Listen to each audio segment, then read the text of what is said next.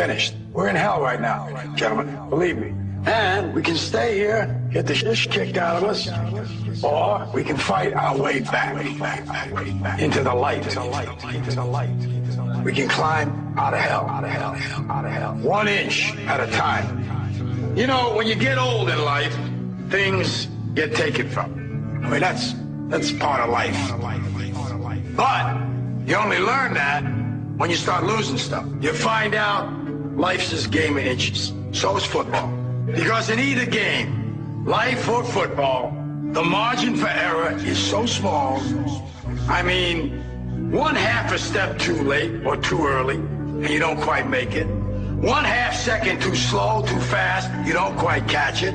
The inches we need are everywhere around us. They're in every break of the game, every minute, every second. On this team, we fight for that inch. On this team, we tear ourselves and everyone else around us to pieces for that inch. We claw our fingernails for that inch. Because we know when we add up all those inches, that's going to make the fucking difference between winning and losing.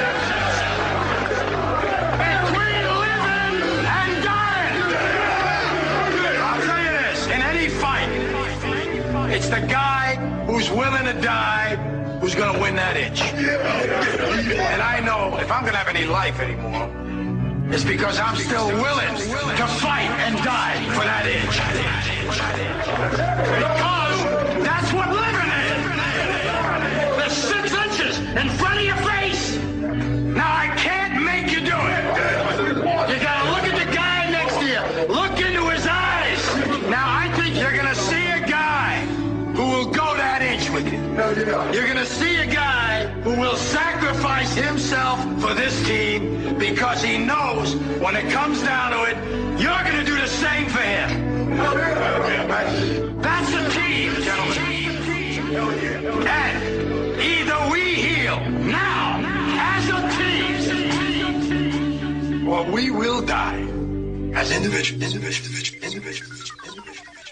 Ideas are bulletproof. Welcome back, guys. Sorry about that. The first segment was dead air because I was having a massive technical difficulty. My computer decided to crash just as I came in from my opening, and I could not get the thing started. So luckily I had a little laptop. I was able to still communicate and, you know, put a couple messages in the chat there, but I apologize for the dead air for the first segment. Sorry about that, guys. Anyway, I have a, I'm still going to try to put it on for you, but I have a decent show prepared, actually a really good one. And I spent about 2.5 hours going over a documentary which I placed in the chat room for everybody to check out. It's called Dust to Dust, The Health Effects of 911. And I'm going to play a couple clips from it for you. I'm going to have to reduce the amount of clips I'm going to play because of that little foul up in the beginning there. But anyway, I put it in the chat. You can see it on my YouTube channel. The answer to 1984 is, check it out, Dust to Dust, The Health Effects of 911.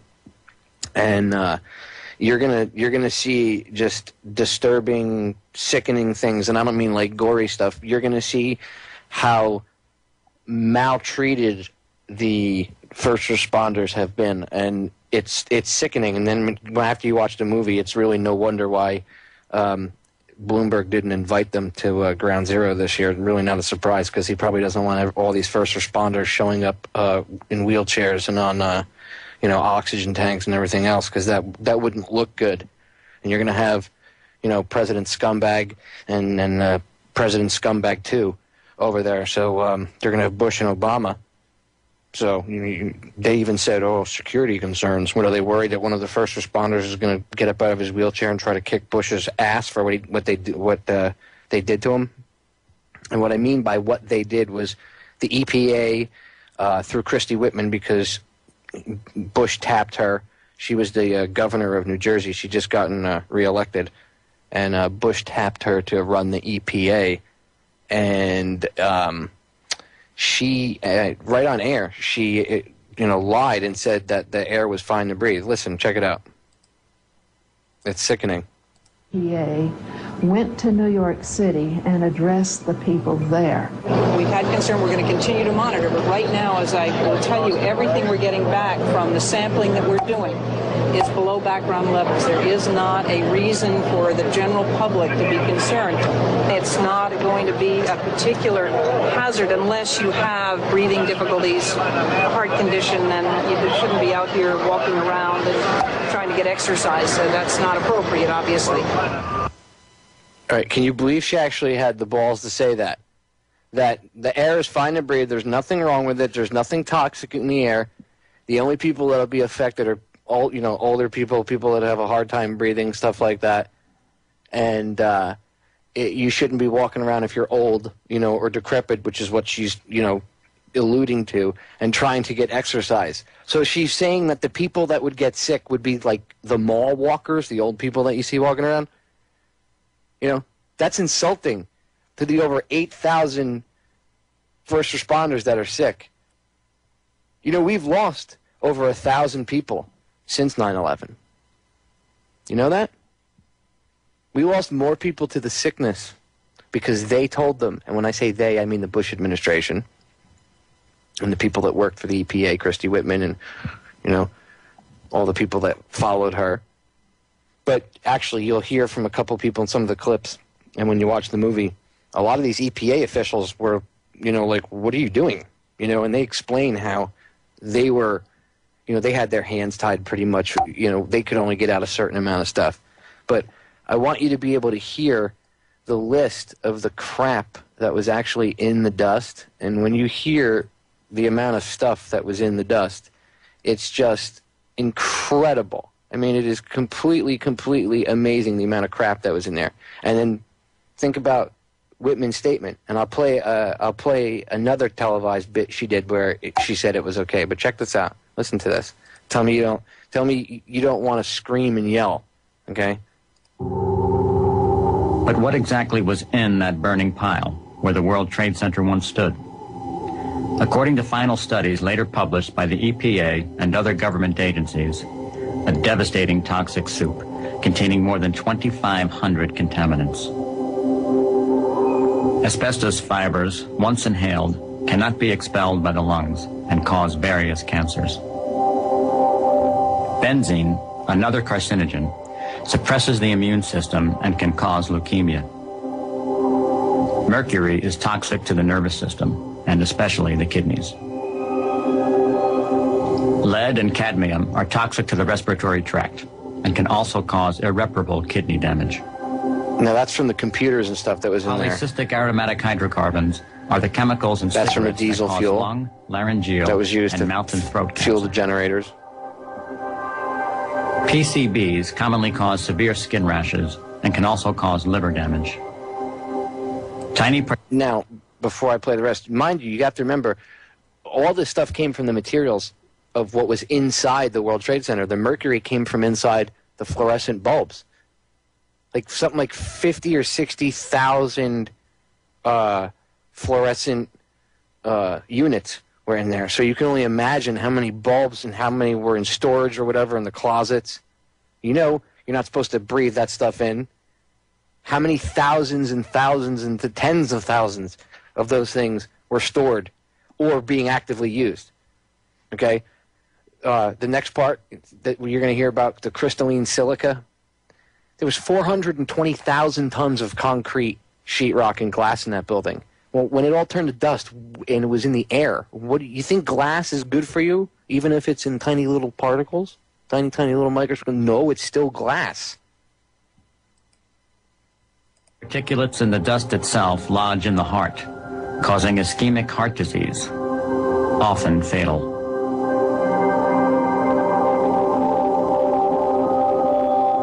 You see 210-story. So basically, and what the guy was going to say is you see a 210-story building and, it drops into nothing. And it disappears into,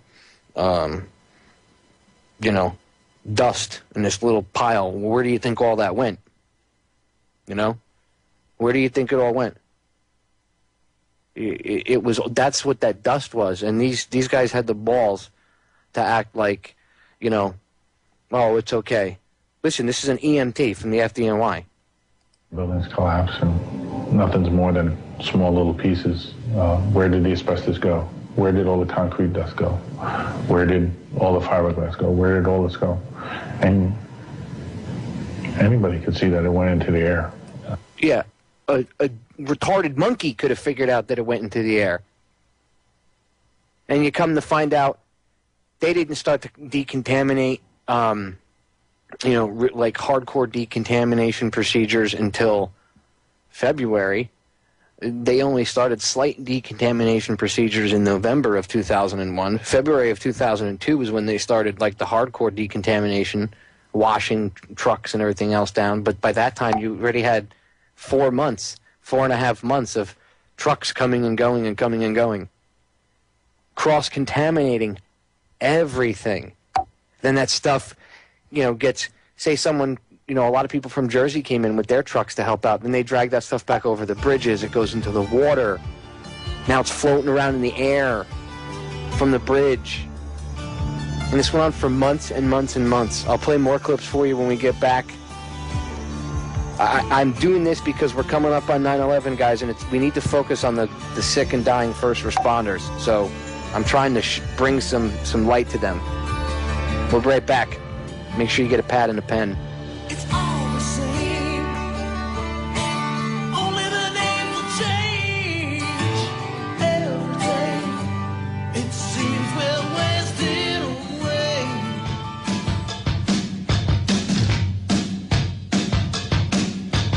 We're not gonna take it. No, we ain't gonna take it. We're not gonna take it anymore.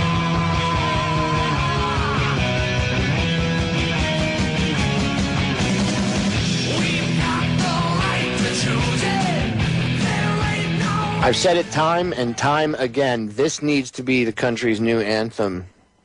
And I don't mean like playing it at ball games and stuff like that. I mean in our heads. We need to, you know, we need to decide to get pissed off and angry. And if my show tonight doesn't get you pissed off and angry, and I don't mean the the technical difficulty in the beginning, because that certainly pissed me off. But no, I'm talking about the 9/11 first responders getting pissed on and treated like crap. That should make you angry. And if you're going to do anything this year, if you want to do a good deed, then donate to the Feel Good Foundation. They don't give me any money to say that. Nobody pays me any money. John doesn't call me up and say, Popeye, talk about it. Do me a favor and just donate to them. If you know a first responder, if you could help somebody, one of these guys, because some of them are losing their homes because they, you know, they can't work, so they can't afford to pay for their houses or apartments and stuff, and some of them are by themselves. If you have the room, if you know someone that has an extra room or something, help these guys out. Extend the courtesy of the room to them. Yeah, that's asking a lot, but you know what? What they have been through is asking a lot of a human being, and these people still fight it every day. The treatment that they got is horrible, okay? And I always say they, because I don't include myself in the sick first responder category. My injuries come from when I was in the military.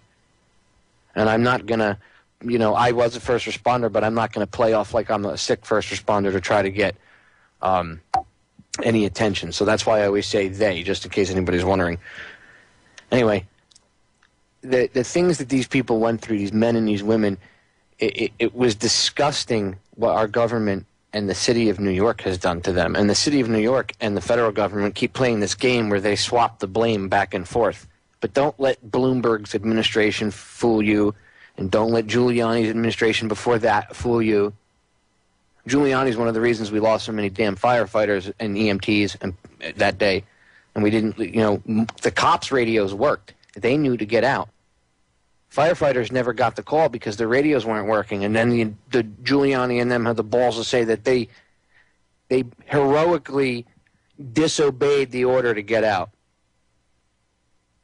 That's insulting. I don't know how to tell you how insulting that is. I maybe it's me because I have a personal connection with 9/11, but I don't know how to tell you how effing insulting that is. It's like spitting in someone's face. Unbelievable. Anyway,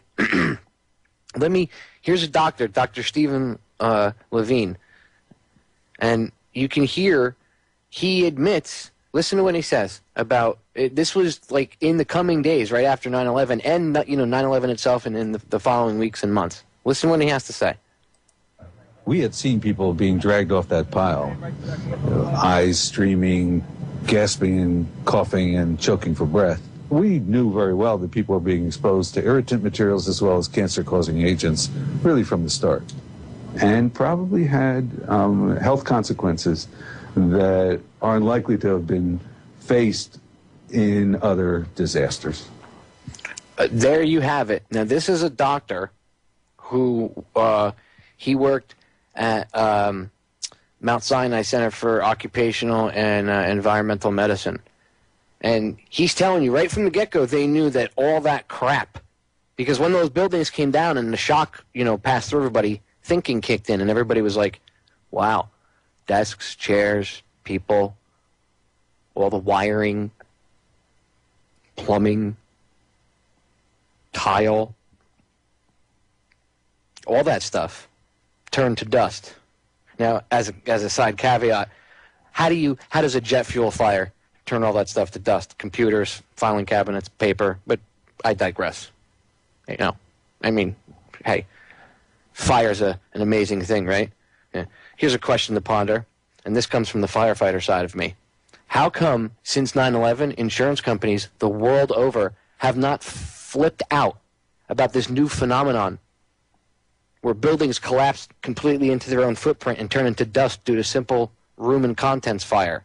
That's what it's called in the firefighting industry, a room and contents fire. Yes, there was some jet fuel and stuff, but it was pretty much room and contents, and then whatever was left of the jet fuel, which wasn't much because most of it burned up in the massive fireball, didn't go pouring down the elevators like they would have you believe. That was to cover up the fact that there were explosions.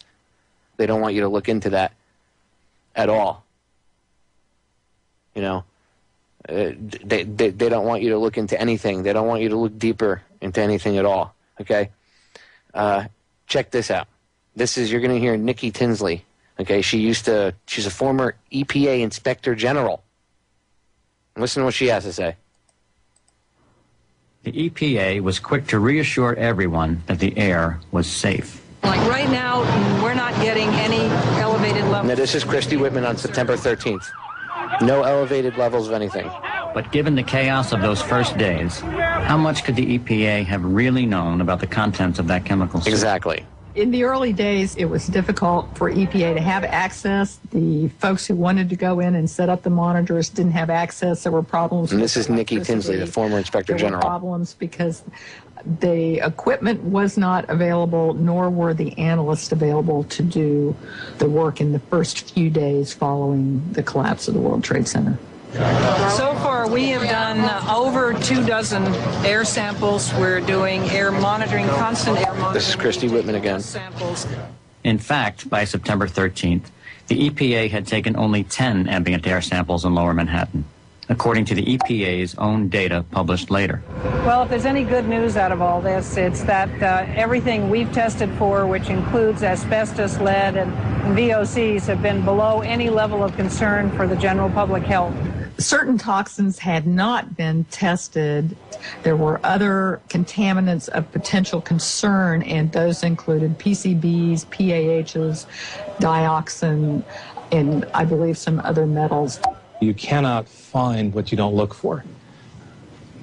This is true. And this is Robert Martin. He's a former ombudsman for the EPA. It's not a health concern. Now, it's not nice. I'm not saying this smells nice. I'm not saying this is nice. But from a real health problem, we don't have to worry. How evil can you get? She went on TV and literally told people it was okay to breathe that crap and to go back to work. And they did. The people went back to work. which was really horrible. Okay, now check this out. Check this next part out. This is the EPA later on admitted through one of their own findings, okay, and through their own research, that that conclusion that she came out and, you know, strongly pushed wasn't based on science. Guess what it was based on? But according to a report later issued by its Inspector General, the EPA's reassuring public statements that week were not based on science. They were based on White House policy. The White House, the Council on Environmental Quality, EPA, and the Occupational Safety and Health Administration worked together on the press releases. The White House had the final word. So EPA did not feel that it had ownership of those press releases. The White House Council on Environmental Quality is headed by James Connaughton, who is not a scientist. He had been appointed to his post by President Bush only months before 9/11. His previous experience? Representing large corporations in disputes about cleaning toxic waste sites. Yeah, Alcoa, Arco, GE. White House Council on Environmental Quality is not on this. They're not even a part. They shouldn't have been involved at all. We were told that CEQ had a desire to protect the national security and to get Wall Street open, and that was the reason that the press releases were changed. The original title of the EPA's September 13th press release was subtitled, Testing Terrorized Sites for Environmental Hazards. The subtitle after the CEQ's revisions, Reassures Public About Environmental Hazards. The original draft of the EPA's September 16th press release noted several debris samples that showed levels of asbestos ranging from 2.1 to 3.3%. explaining that anything above 1% is defined as asbestos-containing material. At that point, the area should have been evacuated because we had... All right, we're going into break. When we come back in for the final segment, I'll play a couple more clips, but there you go, guys. It was money in politics over the lives of not only the first responders and the cleanup people that lived and worked down there and brought that home to their wives, their kids. Thanks, George. Thanks, Dick.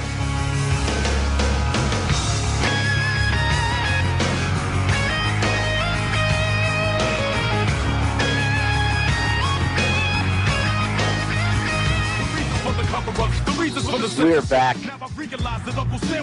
This is the final segment of the September 2nd Friday edition of Down the Rabbit Hole. Again, I apologize for the very brief episode today, guys, with the first 15 minutes. But next week, good news. Next week, I believe either the end of next week or the following Wednesday, we will be going to 2 weeks. So, hoorah. Okay. Anyway, since we're kind of short on time, I want to get the last couple clips in here for you guys. And again, go check the movie. It's called Dust to Dust, The Health Effects of 9/11. And I want you guys to hear some of the stuff. You want to hear something really interesting? I bet you the Pentagon. Do you think the Pentagon was treated the same way? Do you think they cleaned the Pentagon up the same way as they cleaned up the World Trade Center, or do you think they took more care over at the Pentagon? What are you guys willing to bet, huh? 5, 10, 15, 20 bucks? I know you don't want to bet. I know you don't want to bet. Okay. You know why you don't want to bet? And to believe it. Here. No one was allowed into the Pentagon cleanup without the proper respirators, without washing down so there would not be air release. But in World Trade Center, it was totally opposite. People were allowed on site without any protective gear or with paper masks or with the wrong respirators, and were allowed to work with their respirators off. If they had told me and told my friends and told the cops and told the iron workers, you got to wear this or you're going to die, everybody would have worn it. You'd be a fool not to. There you go. Right from one of the dying first responders. Now, this was back in 2006, so I can guarantee you some of the guys in this movie are probably dead now. And I'm not saying that to be a dick or anything. I'm just saying that to be a realist. That's sad that some of these guys are dead, and this was filmed not, maybe 5 years ago. So, there you go. But right from the horse's mouth. You hear him say that if we were told to wear the masks, we would have. We would have been idiots not to. Okay? And yet you're spoon-fed this crap that they heroically ignored these commands because, blah, blah, blah, blah, blah, the horse pucky. Okay? And not only did they expose the first responders, but they exposed school children and their parents and the teachers and everything else. Okay? Stuyvesant High School. Listen to this.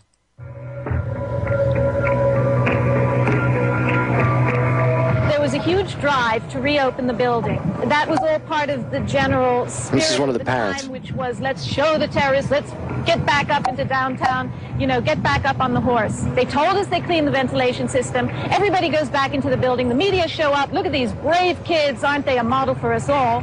And then later we find out the ventilation system was not cleaned. So the kids are inhaling deeply this toxic dust. There were signs of illness very early on. There were rashes, nosebleeds, new onset asthma that can last the rest of their lives. Kids. Chronic sinusitis. Some of the kids were taking medication that included steroids and chemical bronchitis, chronic bronchitis. The list goes on and on. We know that there are people, both adults and children, who developed asthma as a result of coming back to that area too soon. We know that there are some people who are still working or living in environments that are still contaminated, and this material can be resuspended into the air to cause additional health consequence. The residents who live near the area, who believe the government, run a high risk of health effects 20 years down the line, including cancer. The workers already are experiencing serious health effects from working there and believing EPA and the government. There you have it. There you go. I mean, could they get any sicker? Could these sick pricks get any worse? I mean, I know that they can. I know they sacrifice children and stuff, but, look, if you're not pissed about the first responders, this should really piss you off. They sent kids back to school to go get sick. But you don't hear about this. You don't see this on CNN. You don't see this on Fox News. The only place you'll find this is in the alternative media. Websites like mine, federaljack.com, Orion Talk Radio, the network, oriontalkradio.com, the Intel Hub, bobtuscan.com, We Are Change, Uncover the News. Websites like that. You won't find this stuff anywhere else. And, it really pisses me off that there are some people that are, discussing it or whatever, but there's not a lot of, whenever people talk about the 9/11 first responders, there's not a lot of effort put forward. I'm asking everybody to put some effort forward, physically, boots on the ground.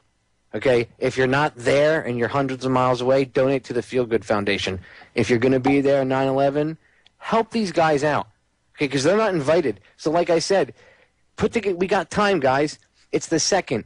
Come on, put something together for these guys. Somebody in New York, I know people all over the world listen to my show, okay? And I know it gets rebroadcast. I know a lot of people in New York listen to it. Somebody, get together, rent out a Hooters or whatever, get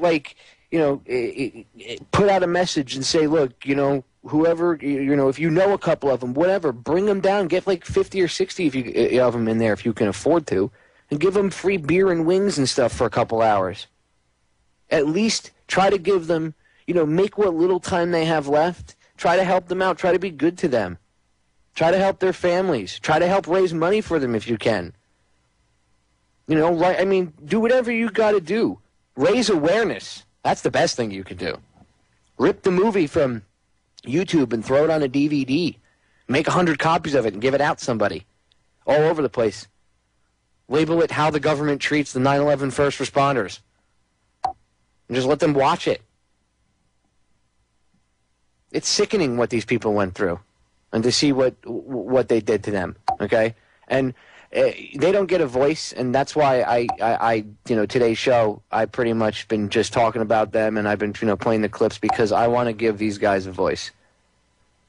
You know, these are my brothers and my sisters, and they're dying, and nobody's taking care of them, and I have a real big problem with that. So I'm going to do my damnedest to take care of them as best I can. Now, this is right from them. This is what they have to say. Okay, this is them at the end of the flick. But I want you to hear what they have to say, so you can hear the pain and you can hear what they've been through. I want you to hear their voices because it's important. Their voice is important. What's scary about that is that we all spent time down there. And after Felix passed away, and now Debbie, and numerous others, we're all pretty frightened as to who's next.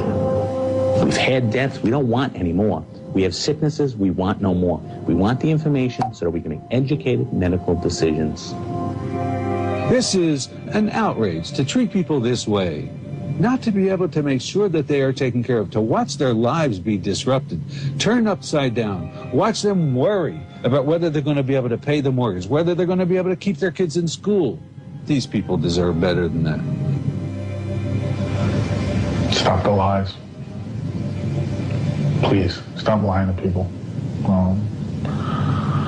I know it would have cost more money to do it differently. I know it would have cost more money, and maybe it wouldn't have been in the best interest of the security of the country to keep Wall Street closed for another couple of weeks and that kind of stuff, but it's not fair to kill people. Yeah, we were basically ignored and forgotten. I don't know. The old stand behind your president no matter what because he's the leader of your country has been changed in my mind. I still believe you respect the title, but you can't respect the man anymore. We're neglected. We're absolutely neglected. We are the dust that they're trying to sweep away and hope it's going to blow away. We have become the lost souls and the dust that are still left at ground zero. Right from the horse's mouth. You see how they feel? You see how they've been treated? We can't wait anymore for people to do something. We can't wait anymore for the government to finally respond and do the right thing. We have to do the right thing. Help out the Feel Good Foundation. Go help out a first responder. If you can help one of these guys, if you know someone that knows someone that's a first responder and sick, go visit the person. Say thank you for what you did, and give them $50 or $100 if you can. Give them a hug. Do what you can. We need to take care of these people because our scumbag government, scumbag Mike Bloomberg, none of them are going to take care of it. And yeah, Ken, who is he's a host here on the network. He's got a show on Sunday nights. He just said in the chat room, just like the veterans, he's exactly right. He's a vet himself. I myself am a vet. And I can tell you, we get screwed, and they do the same kind of stuff to us. But this isn't, you know what? Help out the first responders. That's what it's about. And if you can help out a veteran, too, help out a vet. I mean, they're homeless. There's guys all over the street that, 25 years old, they come back from war and they have nothing. They lose everything because they have PTSD and the government doesn't want to help them out and deny them benefits.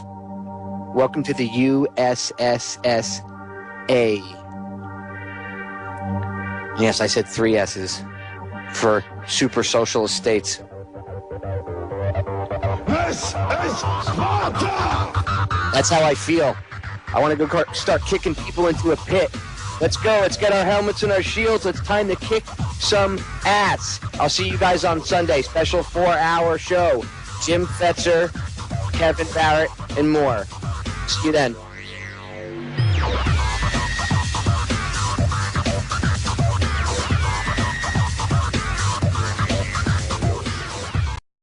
Welcome back, guys. Sorry about that. The first segment was dead air because I was having a massive technical difficulty. My computer decided to crash just as I came in from my opening, and I could not get the thing started.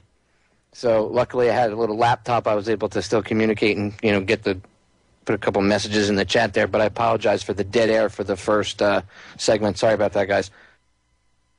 Anyway, I have a I'm still going to try to put it on for you, but I have a decent show prepared, actually a really good one.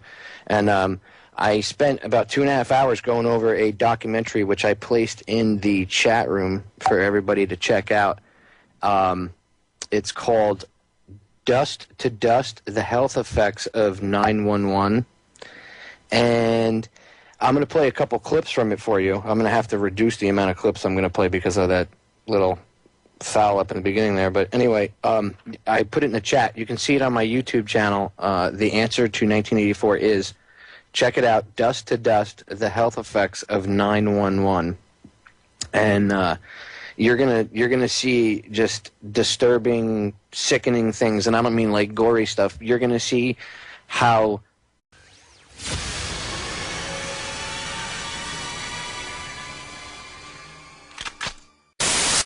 Finished. We're in hell right now, gentlemen. Believe me. And we can stay here, get the shit kicked out of us, or we can fight our way back into the light. We can climb out of hell. 1 inch at a time. You know, when you get old in life, things get taken from you. I mean, that's part of life. But you only learn that when you start losing stuff. You find out life's this game of inches. So is football. Because in either game, life or football, the margin for error is so small. I mean, 1/2 a step too late or too early, and you don't quite make it. 1/2 second too slow, too fast, you don't quite catch it. The inches we need are everywhere around us. They're in every break of the game, every minute, every second. On this team, we fight for that inch.